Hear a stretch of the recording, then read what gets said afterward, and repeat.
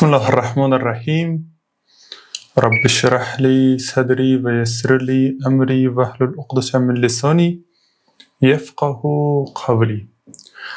چنانچه ما می‌دانیم از ابتدای اسلام، البته هدف ما از زمان نزول قرآن هست تا به حال، یهود و نصارا هیچ گاهی دوست مسلمان نشدند و همیشه از یک سیاست‌ها استفاده کردند و از قوانین سیاسی پیروی کردند تا با اون قوانین و استفاده از این سیاست‌ها بتونن مسلمانان را گمراه بکنن و یا به سمت خود جلب بکنن.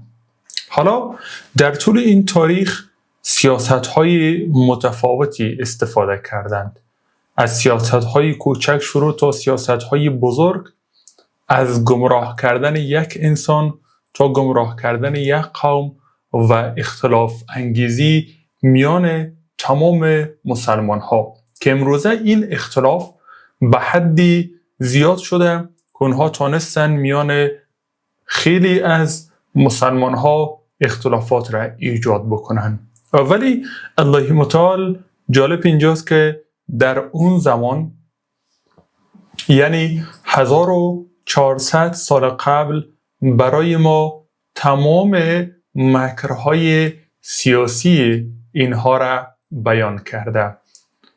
ذره ذره فرمول هایی که اینها استفاده می کنند تا توسط او بتونن به قدرت برسن و توسط او فرمول ها مسلمان ها را بتونن گمراه بکنن، الله متعال برای ما بیان کرده.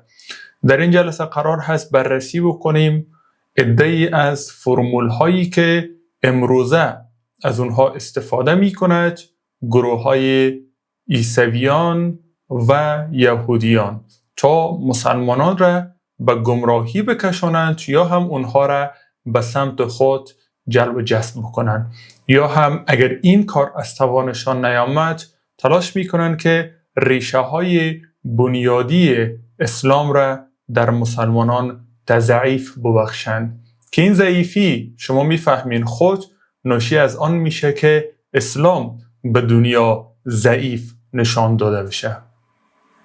متاسفانه مسلمانان در مقابل این جبهه و این گونه سیاست ها اندکی ضعیف بودن و نتونستن این سیاست ها را شناسایی بکنن و نتونستن که این فرمول ها را از قرآن یاد بگیرن تا بتونن توسط این فرمول ها بر علیه خودشان بجنگند و استفاده بکنن. حالا میریم روی فرمول هایی که بر ما بیان میکند. آغاز میکنیم از سوره آل عمران، سوره 3 قرآن، آیه 68. در آیه 68 الله متعال میفرماید ودت طائفة من اهل کتاب. یک طایفه یا گروهی از اهل کتاب کسانی هستند که آرزو دارند و دوست دارند لو یضلونکم، به این که گمراه سازند شما را به نوعی. یکی از چیزهایی که در قلب اهل کتاب بیشتر رشد کرده همان نفرت دینیشان هست. اونها تلاش میکنند که شما را به گمراهی بکشانند. چون این کار را میکنند چون خودشان نتونستن هدایت بشن و اونها با قلب خود گمراهی را حمل میکنند. در حقیقت اگر در قلب یک انسان گمراهی باشه و در ذهن یک انسان سیئه و بدی باشه، زمانی که شما با او انسان همراه بشین بالای شما اثر میگذاره و باعث میشه که شما هم اندکی از افکار او انسان متاثر بشین. شما تصور بکنین یک انسانی را که خود این انسان حامل گمراهی باشن. یهود و نصارا که چنین هستن، خودشان حامل گمراهی هستن، چون نتونستن هدایت را قبول بکنن، گمراهی بالایشان بارش کرده و اینها خودشان پر از افکار منفی و گمراهی هستند. حالا اگر یک انسان پاک خارج از این افکار مقابل و کنار این انسان قرار بگیره، طبعا که گمراهی او انسان اثر میگذاره و قرار هست این گمراهی ها بالای این انسان هم از این انسان انتقال بکنه. حالا قانون چه هست؟ قانون طوری هست که اونها سیاست بازی میکنن و تلاش میکنن که وقتی خودشان گمراه هستند و از قلب نفرتی نسبت به این دین دارند و خود را برتر میشمارند، شما را گمراه بکنن. حالا من برای شما وعده های پیروزی میچن، یعنی برایتون یکی از کارهایشانی است که وعده های پیروزی براتون میچن، وعده های ثروت براتون میچن. تا چی کار بکنن؟ تا با این وعده ها بتونن که شما را گمراه بکنند. یکی از آرزوهای قلبی که هیچگاه از میان نمیره در وجود یهود و نصارا ریشه دوانیده، همان آرزوی گمراه کردن انسانها هست و همیشه هر روز این آرزو رشد میکنه و به عنوان انسانهای قرن 21 ما میبینیم که امروز این چقدر در قلبشان رشد کرده و چقدر خواستاری هستند که ما را به گمراهی بکشانند. و ما یضلون، و بیخبر از این که اونها گمراه نمی سازند الا مگر انفسهم، نفسهای خودشان را، و ما یشعرون، و نمی دانند. جالب اینجاست که الله متعال میگه اگر انسانی بالایش گمراهی باریده باشه، اینا همه‌اش گمراهی باشه، یا همه اینها اگر سیئه یا بدی باشه، اگر انسانی پر از بدی و پر از گمراهی هست و بخواه این گمراهی را بالای یک انسان دیگه تحمیل بکنه، تلاش بکنه که این گمراهی را بالای یک انسان دیگه تحمیل بکنه. ببینیم ما دو دانه کلمه داریم، یک کلمه تحمیل داریم، یک کلمه حمل. اگری بخواه گمراهی خود را بالای یک انسانی که پاک هست تحمیل بکنه، قبل از تحمیل کردن بالای یک انسان دیگه این گمراهی بالای خودش حمل شده. قبل از تحمیل کردن بالای شخص دیگه بالای خودش حمل شده، یعنی خودش گمراهی را حمل میکنه. و انسانی که گمراهی حمل میکنه بیشترین ضرر را خود انسان میبره. انسانی که به شما بدی میکنه، قبل از این که شما ضرر بکنین اول خود اون انسان ضرر میکنه. چرا؟ چون اون منشی بدی شده. انسانی که به شما دروغ میگه قبل این که شما ضرر بکنین اول خودش ضرر میکنه، چون اون منشی استخراج دروغ شده، منشی تولید بدی شده. اینا هم وقتی میاین گمراهی را میخواین به یک انسان دیگر تحمیل بکنن و او رو مجبور بکنن که گمراهی را بپذیره، قبل از او خود اینها منشی تولید گمراهی میشن و الله متعال میگه این گمراهیشان فقط نفسهای خودشان را گمراه میسازد و ما یشعرون، و اونها شعور ندارند. کسی که شعور و خرد داشته باشه که این کار را انجام نمیشه، ولی شعور ندارد. بحث بعدی یک فرمول شد. فرمول اولشون که محبت گمراهی انسانها را در قلب خود پرورش میچن.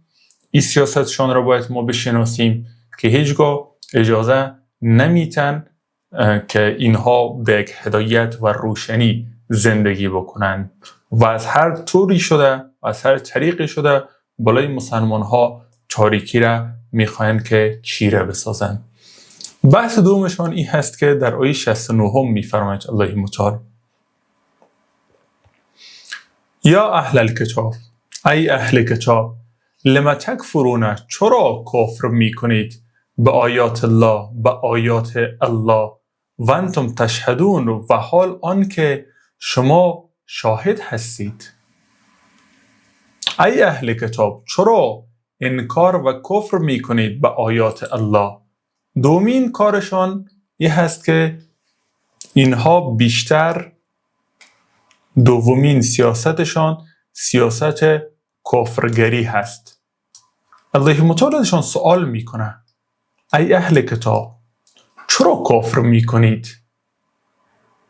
در حالی که شما شاهد هستید، شاهد بودید به اون کتاب اولی که به عنوان تورات یا انجیل به شما فرستاده شده بود، پیامبرتان بر حق بود، اون رو باید بپذیرین و شاهد این پیامبرم هستین که بر حق نازل شده و شما میشناختید این پیامبر را، چنانچه الله متعال میفرماید که این پیامبر را اینها مثل پسرانشان میشناسند، یعنی مثلی که پسرانشان را میشناسند اون چنین این پیامبر را میشناسند. الله متعال سوالیه میگذارد چرا؟ واقعا چرا کفر میکنید؟ چرا کفر میکنید در حالی که میدونید که این آیات بر حق الهی هست و شما شاهد بودید دیدید دیگه که این کتاب بر حق نازل میشه.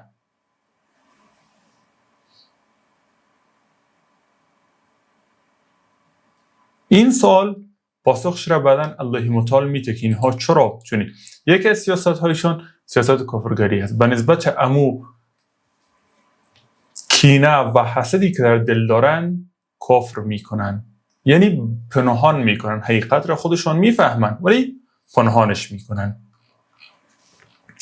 سومین بس یا اهل الکتاب ای اهل کتاب لم تلبسون الحق چرا می آمیزید و آمیخته می کنید حق را بالباطل و باطل و تکتمون الحق و می پوشانید حق را و انتم تعلمون و حال آن که شما می دانید. چیز دیگه که الله متعال سوال می کند ای اهل کتاب لم تلبسون الحق شما چرا حق را می آمیزید و آمیخته می کنید بالباطل و باطل و تکتمون الحق و حق را می پوشانید. یکی از سیاست های دیگه که در شماره 3 بیان می کند الله متعال، می خواهیم سیاست سیومشان را شناسایی بکنیم. سیاست سیومشان این هست که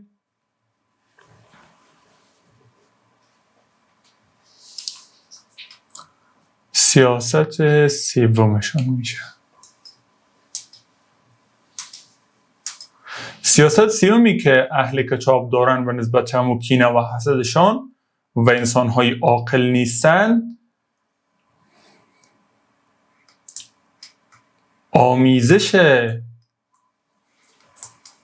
حق با باطل هست. آمیزش حق با باطل، این سومین سیاستش. یعنی چی؟ یعنی شما اگر تصور بکنید که حق واضح هست، حق واضح هست، حق دایره حق واضح هست که این مثلا دایره حق هست، حق جریان داره در این دایره، هر چیزی که داخل این دایره هست تمامش حق هست که دایره الهی هست. درست؟ این دایره الهی هست و هر چیزی که داخل این دایره وجود داره دایره الهی هست، بر حق هست. اینها یک صفت آمیزش دارن، میاین داخل این دایره که دایره حق هست باطل را میریزن، باطل را داخل دایره حق میریزن و میخواین که داخل دایره حق باطل هم جا، این قرمز سرخی را که شما این باطل هست، باطل را میامیزن.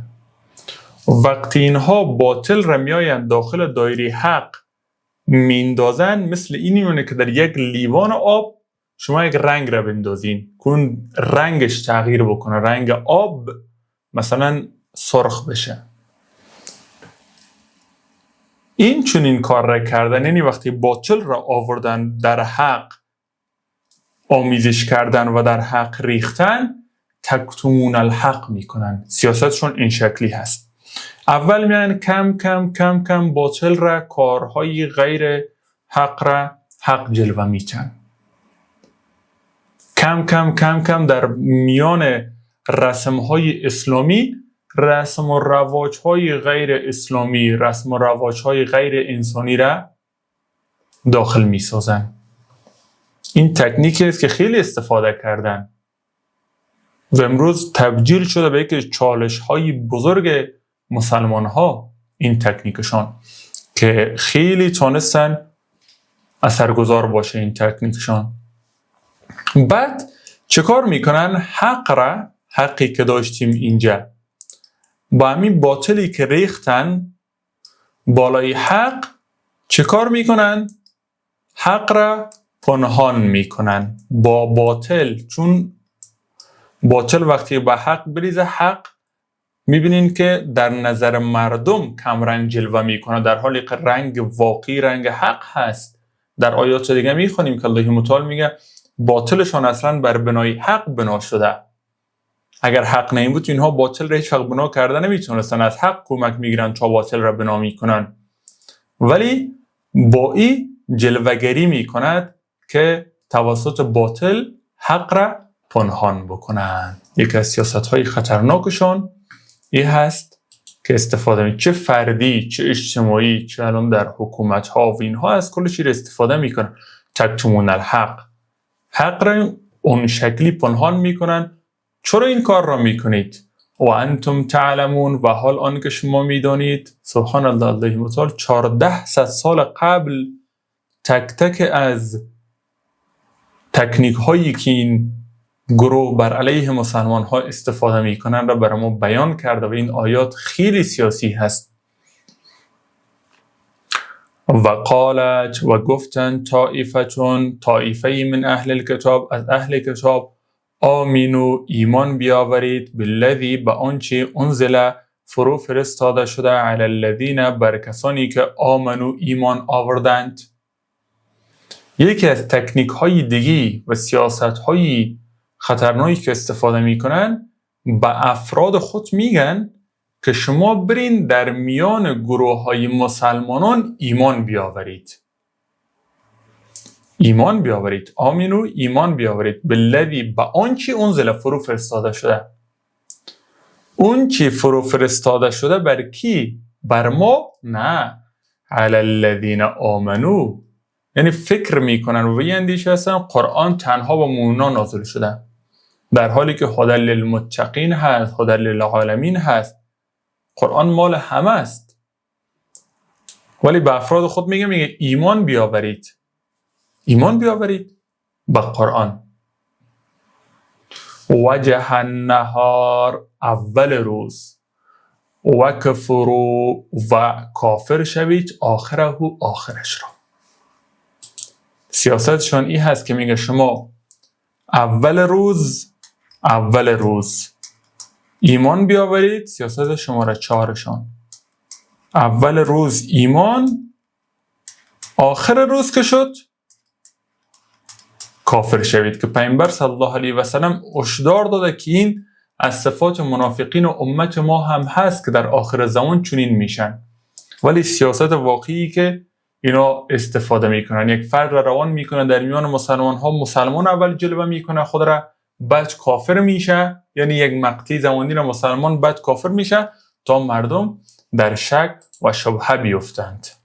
لعلهم یرجون، شاید که ایشان از اسلام خود برگردند. چرا این سیاست را انجام میچن؟ تا مردم را از اسلام بازگردانند. ولا تؤمنوا، و تصدیق مکنید، الا مگر لمن تبع دینکم، مگر کسی که دین شما را پیروی بکنند. تا امروز در خون این گروه ها این هست که میفرماید که شما اونهایی که از دین خودتان پیروی نکرده، یعنی یهودی و نصرانی نشدن، هیچ وقت اگر راست هم گفتن تصدیقشان نکنید. معلوم میشه که اینها انسانهای حقیقت نگر و صادق راستگو نیستن. اهل کتاب صادق راستگو نیستن، چون اگر صادق باشن قرآن را میپذیرن به عنوان یک کتابی که به پیامبر آخر نازل شده و خبرشان برشان داده شده بود. الله متعال پاسخشان را میگه شما دیگران را تضییق نمی کنید، در حالی که سواء بیننا و بینکم تعالوا الی کلمة، در سوره آل عمران آیه 79 خوانده بودیم که پیامبر صلی الله علیه و سلم گفت ای اهل کتاب تعالوا الی کلمة، بیاین به سوی یک کلمه سواء بیننا و بینکم، که بین ما و بین شما مشترک است، الا نعبد الا الله، کسی جز الله را پیروی نکنیم، مشترک است میان ما. اما اینها میگن که شما تصدیق نکنین مگر کسی که وارد دین شما بشه. الله متعال برش پاسخ میگه قل بگو ان الهدی، هر آینه هدایت، هدی الله، همانا هدایت الله است. دو تا مفهوم. اول اونهایی را که الله هدایت کرده هدایت الهی هست و اونها هیچگاه از دینشان بیرون نمیشن. دوم تمام هدایت ها و تمام کتب الهی یکسان هست. هدایت یک هدایت هست. چرا شما تفریق انگیزی میکنین؟ چرا شما میایین مثالی از هدایت رو میزنین که این هدایت اون هدایت؟ تمام هدایت ها از نزد الله متعال هست. تمام پیامبران الهی هستند.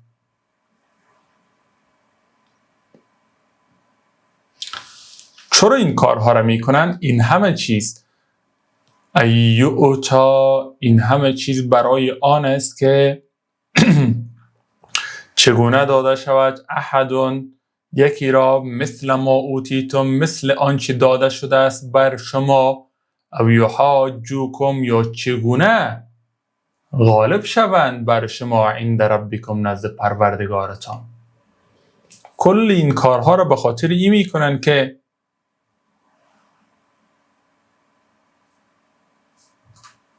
چرا اول اختلاف را به این بنا میندازن که چرا به ما داده نشد کتاب که به اونها داده شد، یک، و دومی که مثل آنچه بر اینها داده شد به ما چرا داده نشد، یا میخواین که بر شما غالب باشن، او یحاجوکم، و میخواین با شما مخاصمه بکنن تا غالب شون عند ربکم، نزد پروردگار شما. قل بگو ان الفضل، هر آینه فضل و برتری بید الله، به ید قدرت الله متعال هست. یادتون باشه ید در قرآن به معنای این دست نیست که الله متعال این دست هدفش باشه. ید به معنای قدرت میایه. مثلا میگیم امریکا در دست فلان انسان هست، به این مفهوم نیست که امریکا را به دست خود گرفته، به این مفهوم هست که در قدرت او هست. تمام فضل و برتری هایی که الله متعال به انسان ها میده به قدرت الله متعال هست. تعز من تشاء و تذل من تشاء، هر کی را بخواه عزت بده، هر کی را بخواه ذلت، میتونه این کار را بکنه. یؤتیه من یشاء، فضل و برتری را الله متعال به قوم شما نداد، به فلان قوم داد، به شما نداد، به فلان انسان داد، به هر که بخواهد الله متعال میدهد. هدفی است که هر انسانی که از الله فضل و برتری بخواهد و الله متعال اراده بکند به اون انسان میده. یؤتیه من یشاء، میدهد آن را به هر کی بخواهد، والله واسع علیم، و الله واسع است، یعنی نعمات الله متعال وسعت و گسترشش بی اندازه بزرگ هست و علیم دانا هست. هر روز کائنات ما در حال توسعه است، هر روز نعمات الله متعال در حال توسعه هست، ولی رحمت اختصاصی هست. ما یک نعمت داریم، یک رحمت اختصاصی هست، نعمت عام هست برای تمام انسان ها. فکر بکنین زندگی یک نعمت هست، برای تمام انسان ها داده شده. تنفس، اکسیژن یک نعمت هست، برای تمام انسان ها داده شده. وقتی میگیم بسم الله الرحمن، رحمان بخشنده نعمات، یعنی تمام نعمات را به تمام عالم بخشیده، چیز عام هست. ولی رحمت اختصاصی هست. یختص برحمته، یعنی رحمتش را خاص می کند من یشاء، هر کی را که بخواهد. به یک عده از بندگان الله متعال خاص رحمت میفرسته. الله متعال قلب‌های ما را شامل رحمت خود بگرداند. والله و الله ذو الفضل، دارای فضل و برتری و بزرگی عظیم، بی اندازه عظیم و با عظمت هست. فضل به معنای برتری. وقتی میگیم فضل میدهد یعنی بر کس بخواهد برتری میدهد، یعنی برتری ایمانی، برتری هدایت، برتری علمی. و الله متعال خودش صاحب این فضل هست، یعنی کسی که فضل و برتری را در اختیار خود داره الله متعال هست که در اختیار خود داره. و من اهل کتاب، و از اهل کتاب من کسی است ان تأمنه، اگر امانت نهی نزد وی به قنطار، به یک انبار مال، یؤدیه الیک، ادا می کند او را به تو. و منهم، و کسی است، و منهم، و از ایشان من کسی است ان تأمنه، اگر امانت دهی نزد وی به دینار، یک دینار، لا یؤدیه، هیچ وقت او را به تو باز نمیگرداند. الیک، به سوی تو، الا مگر ما دمت علیه، که باشی بر وی قائما ایستاده. در سلسله خیانت و نفاق مذهبی اهل کتاب، خیانت دنیایی با وسیله این هست که کسی که نیتش برای پول باشد، اگر امانت بگذاری او طبعا نمیگردانه دوباره برای تو که به اندازه یک دینارم باشه، امانت را ادا نمی کنه. اما کسانی هم هستن که در بین اونها کسانی هم وجود داره که اگر یک انباری بزرگی از طلا قنطار را نزدش بگذاری، به قدر یک ذره هم در او خیانت نمی کند. امین آدم ها مثل حضرت عبدالله ابن سلام و امثال اونها بودند که این قدر امانت دار بودند و اهل کتاب بودند که ما اینجا گفته بودیم در سوره بقره، جلسه اول سوره بقره گفتیم که ما متقی داریم، دو نوع متقی. یک متقی که کوچک است، یعنی هنوز اسلام وارد نشده و قلبش مایل به حقیقت است. متقی بزرگ همون آدمی است که مسلمان هم هست، قلبش هم مایل به حقیقت و پاک هست. از اهل کتاب چنین هستن. اگر برای بعضیایشان، اگر چه اهل کتاب هستن هنوز ایمان نیاوردن، امروزه هم ما میبینیم بعضیا را، یهودیان، عیسویان و اینها وجود دارن، کسانی که اگر یک انبار بزرگی از طلا را شما برشان امانت بتین، ذره‌ای در او خیانت نمیکنن. الله متعال 100% اونها را تا آخر عمرشان هدایت میکنه. ولی کسانی هم وجود داره که اگر یک دینار هم برش بیت او را خیانت میکنه، برات باز نمیگردن، که در صدر اسلام مثل حضرت عبدالله بن سلام بود که الله متعال هدایت کرد و او به اسلام داخل. ذالک، این بانهم، به واسطه آن است که قالوا، گفتن لیس علینا فی الامیین سبیل، در گرفتن حق از امیان هیچ راهی به ما نیست و هیچ گناهی نیست. مسلمانان را امی میخواندن، یعنی بی سواد، و میگفتن که اگر ما از بی سواد چیزی به عنوان پول میگیریم، حق نیست بالای ما که را دوباره بر بگردانیم و گناهی هم بالای ما نیست. اینقدر نفرت نسبت به مسلمان ها در قلب بعضی از یهودیان و عیسویان زیاد هست که اگر به اندازه یک دینار هم از شما بگیرن باز نمیگردانن و میگن اصلا شما حق ندارید و گناهی هم بر ما نیست این که را باز نگردانیم. ولی انسان‌های خوبی هم هست در بینشان. و یقولون، و میگویند علی الله، بر الله، کذب، دروغ، و هم یعلمون، و در حالی که ایشان میدانند.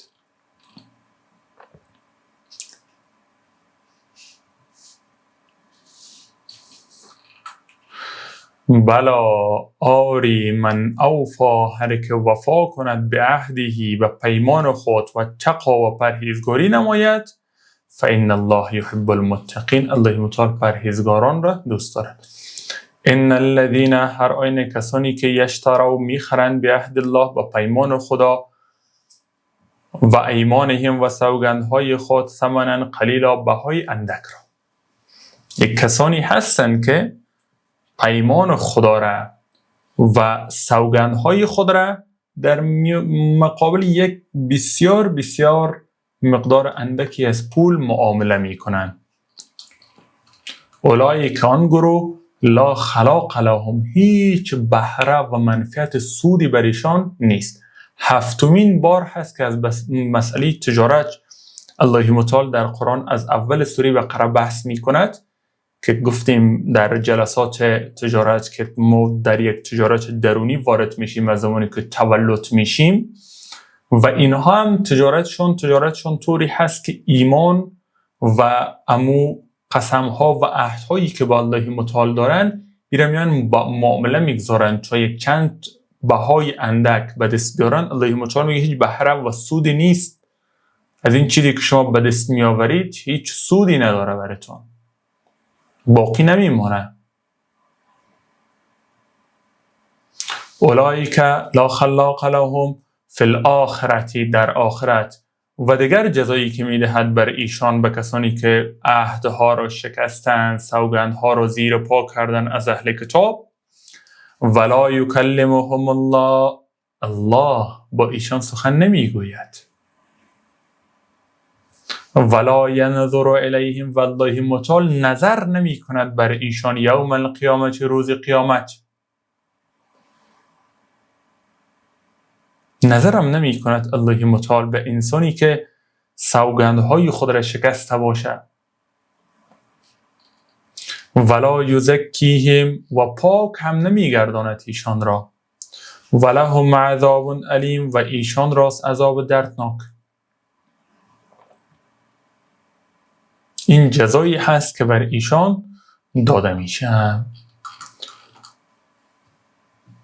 و این، و هر آینه، منهم، از ایشان، لفریقا، گروهی هستند که یلون، می پیچانند، السنتهم، زبانهای خیش را، بالکتاب، به خواندن کتاب، لتحسبوه، تا حساب بکنی اونها را، من الکتاب، که از کتاب هست، و ما هو، و حال آن که نیست، او من الکتابی، از کتاب، و یقولون، و میگویند، هو من عند الله، آن از جانب الله هست، و ما هو من عند الله، و در حالی که اون از جانب الله نیست. یکی از مکر و فریب های دیگیشون که الله متعال بیان میکنه، شماره 6 میشه، ای هست که از نزد خود میخوانند و مینویسند چیزهایی را در کتاب الله. در کتاب الله چیزهایی را اضافه میکنن و میگن که در کتاب الله هست، در حالی که الله متعال میگه اصلا چون این چیزی در کتاب ما نیست. همچنین که الله متعال در آیه 80 سوره بقره می بسره کرده بود که فویل للذین یکتبون الکتاب بایدیهم ثم یقولون هذا من عند الله، در سوره بقره آیه 79. کتاب را از دست خود می نویسن، باز می از نزد الله هست. فویل الله مما کتبت ایدیهم و ویل الله مما یکسبون، وای بر آنچه نوشتند و وای بر آنچه کسب کردند، هلاکت باد. اینجا هم از نزد خود الله متعال میگه چیزهایی میخوانند که شما فکر بکنید از کتاب الله هست و میگن که این از نزد الله هست. و ما هو من عند الله. مسلمان باید هوشیار باشه که بالایش تحمیل نشه چیزهایی از نزد الله نیست، میگن که از نزد الله هست. الله متعال رد میکنه. و یقولون، و میگویند، الله، بر الله، کذب، دروغ، و هم یعلمون، و در حالی که ایشان میدانند. دروغ میبندند به الله، به کتاب الله زیادی و کمی میکنند، در حالی که خودشان میدانند که ما این کارها را انجام میدیم.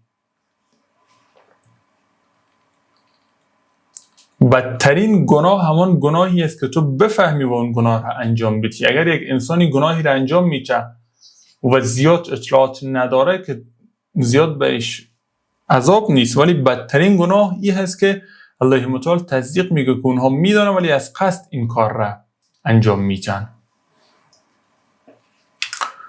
و ما کان لبشرین، و نیست سزاوار به هیچ بشری، ان یؤتیه، که این که بدهد او را الله الکتاب، کتاب را، و الحکم و حکم را، حکمت را، و النبوة و پیامبری را، ثم باز یقول بگوید للناس و مردم کونوا عباد لی، باشین بندگان من.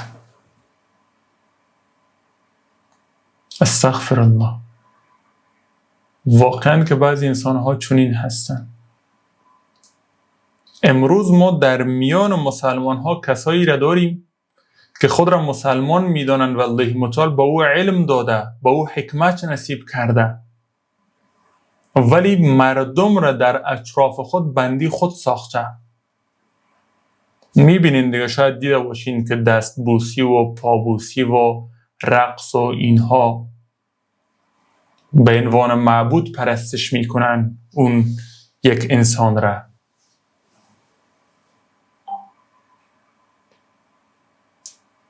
سزاوار نیست بر یک بشر که الله متعال به او علم بده، به او حکمت و کتاب نصیب بکنه، بعد بیایه از او طوری استفاده که مردم را بندی خود بسازه.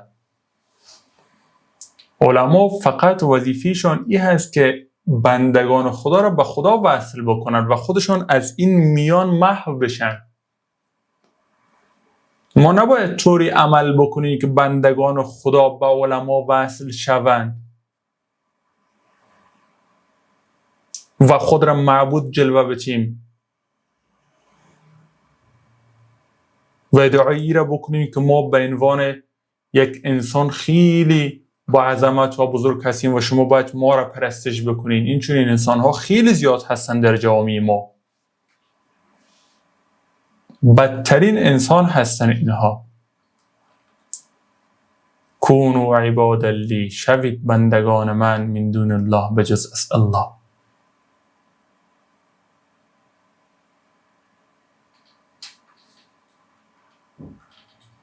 که حتی یهود و نصارا این پیشنهاد را به پیامبر صلی الله علیه و سلم کرده بودند که ای پیامبر، اگر تو بخواهی مثلی که عیسویان مریم مقدس را با تقدس می شمارن و پرستش، ما چرا می پرستیم، ولی الله متعال میگه هیچ پیامبری از ما نیامده که ما به او کتاب داده باشیم، نبوت و حکمت، و او بندگان را گفته باشه که بیاین مرا پرستش بکنیم. پیامبرها که چون این کار را نمی کنن.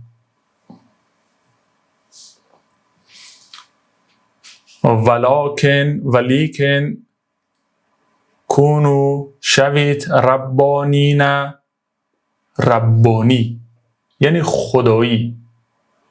بنده باید بندی خدایی بشه، علم باید علم خدایی باشه، عمل باید عمل خدایی باشه، حکمت باید حکمت خدایی باشه. بما کنتم تعلمون، به سبب آن که تعلیم میدادید شما الکتاب، کتاب را، و بما کنتم تدرسون، و به سبب آن که درس میدادید. وقتی شما کتاب را تدریس میکنین و کتاب را تعلیم میدین، باید اونها بندگان واقعی الله متعال شوند. ولا یأمرکم، و هیچ وقت یک پیامبر امر نمی کند شما را ان تتخذوا، این که بگیرید ملائکه، فرشتگان را، و نبیین و پیامبران را، اربابا پروردگار. هیچ وقت یک پیامبری امر نمی کنه. یأمرکم بالکفر، آیا امر میدهد شما را به کفر بعد از انتم مسلمون، بعد از آن که شما مسلمان هستید؟ اول کامل پیامبر شما را به اسلام دعوت کرد، آیا شما را اول مسلمان میکنه بعد شما را به کفر؟ چون این کاری که نمی کند. و اذ اخذ الله میثاق النبیین، چون از پیامبران الله متعال پیمان گرفته، هنگامی گرفت الله پیمان پیامبران را، لما آتیتکم هر چی بدهم شما را من کتاب از کتاب و حکمت و حکمت ثم جاءکم باز بیاید به شما رسول پیامبری مصدق لما معکم تصدیق کننده باشد با آنچه با شما هست لتؤمنن هر آینه ایمان خواهید آورد به به آن ولتنصرنه و هر آینه یاری دهید او را.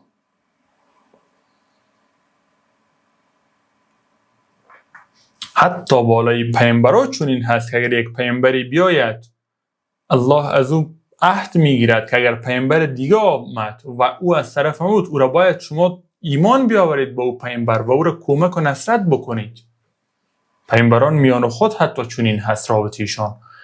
قال گفت اقررتم آیا اقرار کردید و اخذتم و گرفتید علی ذالکم به این چیزها اسری عهد مرا. این چنین اقرار میکند الله متعال بالای پیامبران. قالوا گفتند اقررنا اقرار کردیم. قال گفت فاشهدوا پس گواه باشید و انا معکم و من با شمایم من الشاهدین از جمله گواهان. شما هم بر این مسئله گواه باشید.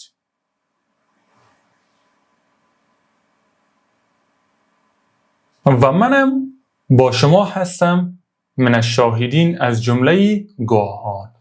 فمن تولا پس هر کسی که برگردد بعد ذالک پس از این فاولئک هم الفاسقون پس ایشانند از جمله فاسقان یعنی بیرون رفتگان از دایره فرمان الهی. افغیر دین الله یبغون آیا بجز دین خدا شما چیز را طلب میکنید؟ دین خدا که یک دین هست، دین اسلام از ابتدا تا انتها.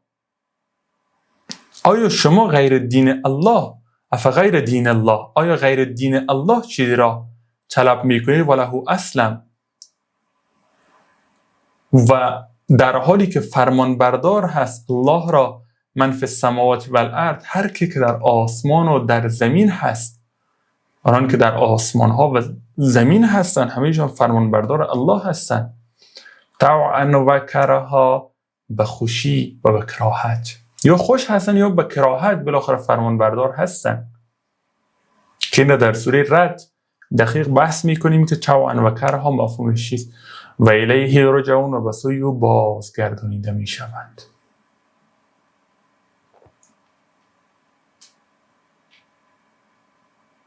پس باید مسلمان واقعی کی باشد؟ قل بگو آمنا بالله ایمان آوردم به الله و ما انزل علینا و آنچه فرو فرستاده شده بر ما و ما انزل علی ابراهیم و آنچه فرستاده شده به ابراهیم و اسماعیل و اسحاق یعقوب و اسباط و اولاده حضرت یعقوب و ما اوتی موسی و آنچه داده شده به حضرت موسی و عیسی و نبیون من ربهم همه‌اش از جانب پروردگارشان هست. لا نفرق بین احد منهم بین پیامبران ما هیچ فرقی نیست.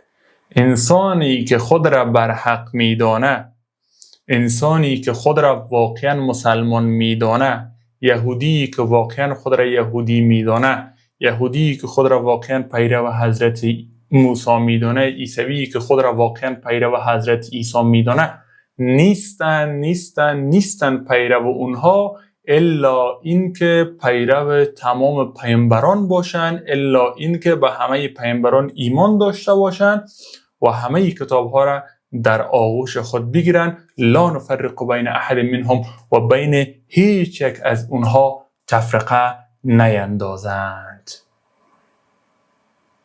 و بگویند نحن له مسلمون ما الله را در حقیقت تسلیم شده و فرمان بردار هستیم و همه پیامبران را هم طبعا که میپذیریم و تسلیم شدیم.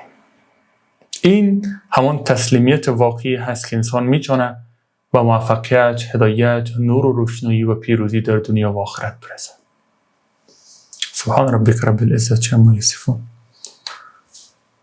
و سلام علی المرسلین و الحمد لله رب العالمین.